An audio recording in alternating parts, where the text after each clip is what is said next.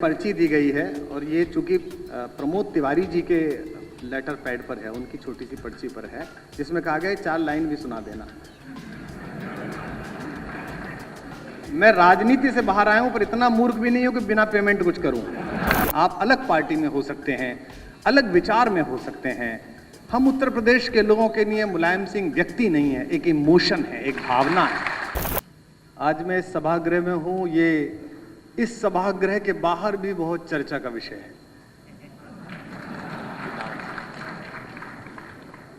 परसों जब से इसका पोस्टर बाहर गया है, दिल्ली के पत्रकारों को, अन्य दलों के बहुत सारे लोगों को बड़ी चिंता हुई कि मैं लखनऊ क्यों जा रहा हूं और अखिलेश यादव जी के बगल में बैठना है, प्रोफेसर साहब की किताब का विमोचन करना है। तो एक वरिष्ठ पत्रकार ने मुझसे पूछा कि ये कुछ अजीब नहीं है। मैंने उनसे कहा कि होता तो यही रहा था लोकतंत्र में, इन दिनों कुछ अजीब हो रहा है कि आसपास नहीं बैठ रहे हैं। आदरणीय मुलायम सिंह जी मंच पर हैं। हम उत्तर प्रदेश के लोग जब बाहर जाते हैं तो मुझसे अक्सर राजस्थान, मध्य प्रदेश के, बम्बई के नेता पूछते हैं कि मुलायम सिंह जी की क्या स्थिति है, अभी क्या स्थिति है नेताओं में। तो मैं उनसे अक्सर कहता हूं कि आप अलग पार्टी में हो सकते हैं, अलग विचार में हो सकते हैं। हम उत्तर प्रदेश के लोगों के लिए मुलायम सिंह व्यक्ति नहीं है, एक इमोशन है, एक भावना है।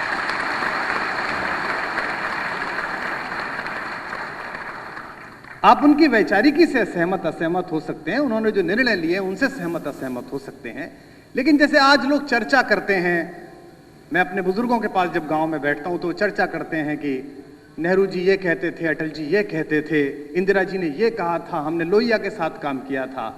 आप सब लोग इस हॉल में बैठे हुए जो आज बैठे हैं, जो देख रहे हैं, मैं ये जानता हूं कि आने वाले वर्षों में, आने वाली शताब्दियों में हम और आप इस बात पर जरूर चर्चा करेंगे, हमारी संतति जरूर चर्चा करेंगे कि हम उस समय में राजनीति देख रहे थे जब उत्तर प्रदेश में मुलायम सिंह थे, मुलायम सिंह राजनीति कर रहे थे। आज सामने सुनने वालों का जो मजमा है, जो फहरिस्त है, उससे लेकर ऊपर तक ये बात सिद्ध होती है कि लोकतंत्र की सच्ची खुशबू ही ये है कि हम राजनीति के पार भी देखना सीखें। मैंने इस सूची को देखा जिसमें महनीय लोग बैठे हैं, जिसमें मंचों पर मेरे आशीर्वाद दाता और हिंदी की कविता पीठिका के कुलपति आदरणीय उदय प्रताप जी के सानिध्य में बैठने का सौभाग्य मुझे आज मिला। मैंने सूची देखते ही हेमंत जी से कहा एक कमी इसमें दिख रही है, तो उन्होंने कहा क्या? मैंने कहा उत्तर प्रदेश में चुनाव चल रहा है, शायद इसलिए ये कमी पूरी ना हो पाई होगी। क्या ही अच्छा होता कि इसमें भाजपा के भी कोई वरिष्ठ नेता होते, वो भी आते, आज यहाँ पर मंच पर बैठते और प्रोफेसर साहब को चर्चा करते, उनका आभार व्यक्त करते, उनका अभिनंदन करते। यही तो लोकतंत्र की का सौंदर्य है, यही तो इसकी खुशबू है। हमने राजवंशीय व्यवस्थाओं से चलकर, हमने बार्बरिक एज से चलकर, हमने अलग अलग प्रकार का सफर करके इसको, लोकतंत्र को तैयार करा है इस बात के लिए कि हम सदनों के अंदर, सड़क पर खड़े होकर, विधानसभाओं में, लोकसभाओं में, राज्यसभाओं में एक दूसरे से असहमत रहें, लेकिन जब हम एक दूसरे के व्यक्ति के गुणों के विषय में चर्चा करने के लिए इकट्ठे हों तो ऐसे इकट्ठे हों जैसे आज अतुल अंजान भी बैठे हुए हैं, आज मनोज भी बैठे हुए हैं, सब लोग यहां पर बैठे हुए हैं। मेरा तो सचमुच अच्छा है अगर इस मंच पर कोई व्यक्ति इस शीर्षक के साथ सहकार कर सकता है राजनीति के पार, वो हम अकेला आदमी हूं, क्योंकि मैं सचमुच पार खड़ा हूं। भाई जिन्हें बसा के आया था उन्होंने पार खड़ा कर दिया, और जो दूसरे पार के लोग हैं वो सोच रहे हैं कि इधर आ जाए तो अच्छा है। तो मैं प्रोफेसर साहब को बहुत बधाई देता हूं कि हम और आप ही पार खड़े हुए हैं। लेकिन वानप्रस्थ के बाद प्रोफेसर साहब, ये समर आपको अभी इस बात की अनुमति नहीं देता कि आप राजनीति के पार खड़े हों। राजनीति युग धर्म है, उसकी नब्ज पर उंगलियां रखना हर सचेत आदमी का काम है, चाहे वो पत्रकार हो, चाहे वो चित्रकार हो, चाहे कवि हो। आप चूंकि राजनेता हैं, आप पार्टी में हैं, आप राज्यसभा की शोभा हैं, तो आपका उत्तरदायित्व भी है। थकान आपके लिए अपेक्षित नहीं है। ये कहना, जब मैंने एक किताब को देखा तो मैंने प्रोफेसर साहब ने का फोन आया मेरे पास कि मेरा मन है कि तुम लखनऊ आओ, तो मैंने कहा ये किसने आपको सलाह दी कि आप 75 वर्ष इसका नाम रख लीजिए, क्योंकि मैं आज तक भ्रम में था कि आप 60 प्लस के हो। ये जिसने भी किया है वो निश्चित रूप से आपके यौवन से चिढ़ता है। तो आप यही मान के चलिए कि आप अभी उतने ही युवा हैं जितने इस समाजवादी आंदोलन के प्रारंभ से आपकी भूमिका थी। अखिलेश यादव यहाँ पर हैं, उनके विषय में बड़े सारी टिप्पणियां उनसे सम्मोहित यहाँ वक्ताओं ने की है। लेकिन मैं उनसे इतना ही कहता हूं कि आप संघर्ष करिए, आप लड़िए, आपकी इस देश को भी जरूरत है, इस प्रदेश को भी जरूरत है।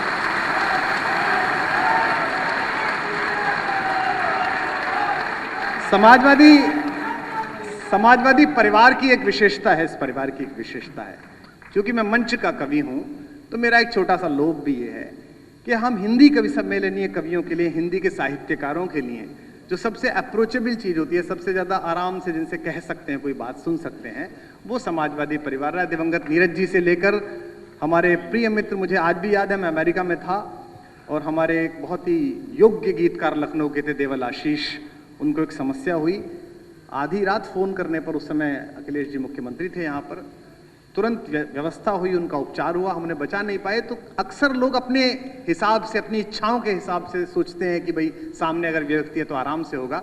समाजवादियों का, इस पार्टी का, इस परिवार का विशेष रूप से हिंदी के प्रति लगाव रहता है। दो एक बात बोल के मैं अपनी बात को विराम दूंगा। ये देश इस समय, जैसा मनोज बोल रहे थे, इस समय एक ऐसी स्थिति में है जहां थोड़े से ताप को कम हो जाना जरूरी है, गुस्से का थोड़ा कम हो जाना बहुत जरूरी है। और ये जो कुछ भी चल रहा है और जिससे भी मैं और आप चिंतित हैं, इस हॉल में बैठे हुए लोग समाजवादियों से अलग अगर कुछ लोग बैठे हों तो उनको भी मैं विशेष रूप से कहना चाहता हूं, मंच पर भी हैं और नीचे भी अन्य पार्टियों के लोग बैठे हैं। इस मुल्क की मिट्टी की तासीर है कि ये नफरत का बीज ज्यादा दिन सहन नहीं करती, यहां मोहब्बत का बीज ही चलता है, यहां प्रेम का बीज ही चलता है। एक दूसरे की बात सुनी जाए, एक दूसरे की बात कही जाए, तुम ही तुम हो तो क्या तुम हो, हम ही हम है तो क्या हम है। ये जो संवाद हमारे यहां समाप्त हुआ है, इसकी चिंता करना ये भारत के गणतंत्र ने सिखाया है। प्रोफेसर साहब की इस पुस्तक में मैंने देखा, विशेष रूप से ये मुझे पर्ची दी गई है और ये चूंकि प्रमोद तिवारी जी के लेटर पैड पर है, उनकी छोटी सी पर्ची पर है, जिसमें कहा गया 4 लाइन भी सुना देना।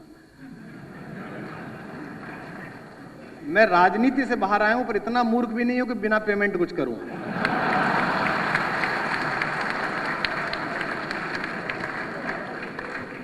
हमारा तो निजी रूप से जन्म ही इस काम के लिए हो गया है। 2010 से 2014 तक इनकी पार्टी के खिलाफ लड़ते रहे, उसके बाद दूसरे आ गए, उनके खिलाफ लड़ते रहे। अब ये ऐसा ना हो जाए ये सत्ता में जाए फिर इनके खिलाफ लड़ो, पे ये बात ना हो जाए। तो प्रमोद जी का, तो प्रमोद तिवारी सबसे सुरक्षित इस मंच पे आदमी है। उन्हें पता है कुमार विश्वास कुछ भी बोले उनका कोई नुकसान फायदा नहीं होना है, तो वो परम प्रसन्न है। तो एक संवाद का समस्या इस देश में है कि हम बात नहीं कर रहे हैं। मैं किसी पर टिप्पणी नहीं कर रहा, किसी राजनीतिक दल पर भी टिप्पणी नहीं कर रहा, लेकिन समाजवाद के जो नए लोग हैं और जो यहां बैठे हुए लोग हैं, वो भी इस बात की कोशिश करें कि हो सकता है आप ही अंतिम सत्य ना हो सकता है दूसरे का सत्य भी सुना जाना चाहिए। और यही हमने गणतंत्र में एक बातचीत का रास्ता तैयार करा है।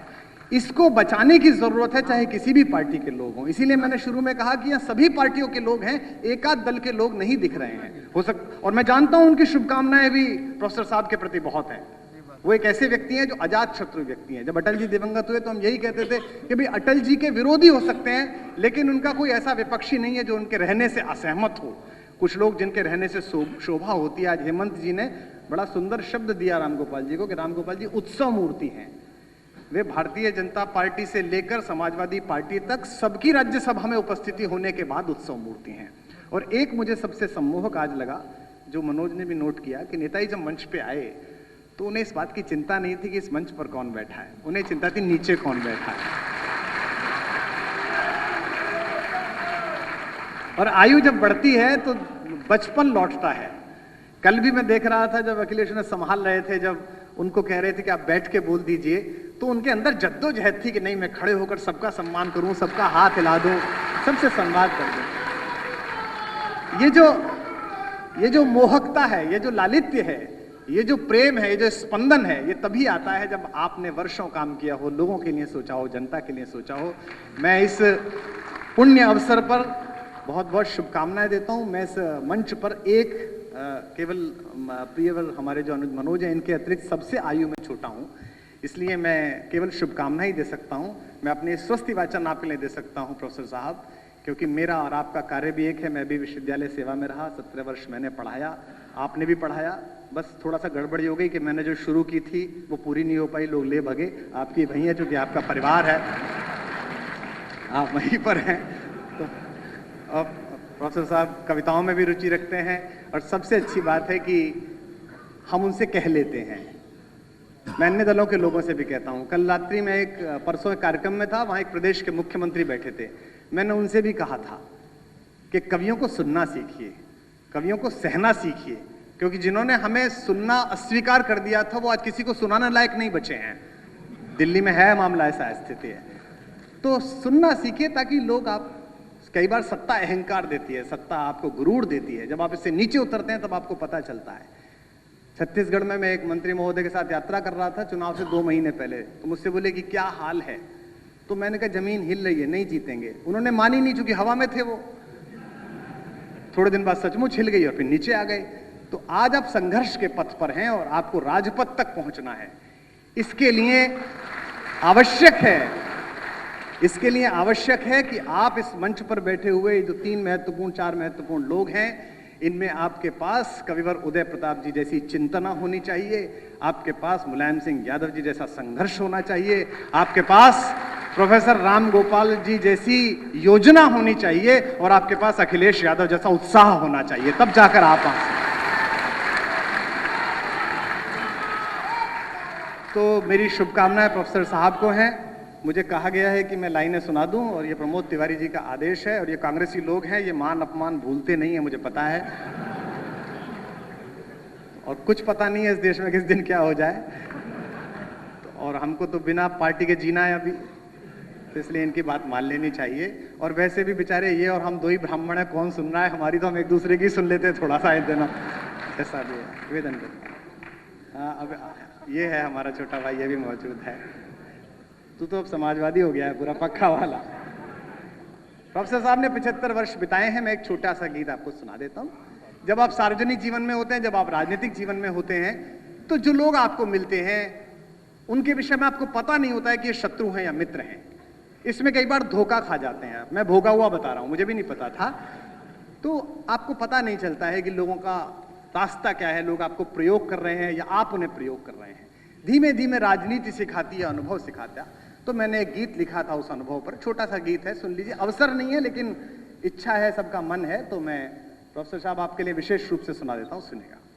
और ये उनके तो जीवन का सार है, प्रोफेसर राम गोपाल जी के, और हमारे जो युवा नेता हैं अखिलेश जी, उनके काम आएगा ये। कि इतनी रंग बिरंगी ही दुनिया, इतनी रंग बिरंगी ही दुनिया, 2 आंखों में कैसे आए। इतनी रंग बिरंगी ही दुनिया 2 आंखों में कैसे आए। हमसे पूछो इतने अनुभव एक कंठ से कैसे गाए।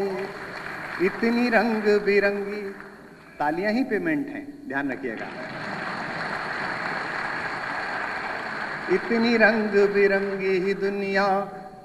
हमारे गुरु डॉक्टर कुंवर बेचैन साहब दिवंगत हो गए कोरोना में, उनका एक शेर था, मैं फिर वहीं लौट आया। मुझे उस दृश्य ने बड़ा अभिभूत किया, कल भी अभिभूत किया, जब नेताजी जनता से कह रहे थे कि आप मनाओ बर्थडे, मैं आपकी बर्थडे में आऊंगा। बड़प्पन पदों से नहीं होता, बड़प्पन अंदर होता है। कुंवर जी का शेर है कि मैं कई बड़े लोगों की नीचाई से वाकिफ हूं, और मैं तो हूं ही। मैं कई बड़े लोगों की नीचाई से वाकिफ हूं, बहुत मुश्किल है दुनिया में बड़े होकर बड़ा होना। तब कह रहा हूं कि इतनी रंग बिरंगी ही दुनिया। सुनिएगा बंद, एक एक पंक्ति पर आपको एक चेहरा याद आएगा, पार्टी में काम करता हुआ, सदन में काम करता हुआ, इधर से उधर दूसरे दलों में आता जाता। अगर याद आए तो वहां करना। इतनी रंग बिरंगी ही दुनिया, ऐसे उजले लोग मिले, ऐसे उजले लोग मिले, जो अंदर से बेहद काले थे। ऐसे उजले लोग मिले जो अंदर से बेहद काले थे। ऐसे चतुर मिले जो मन से सहज सरल भोले भाले थे।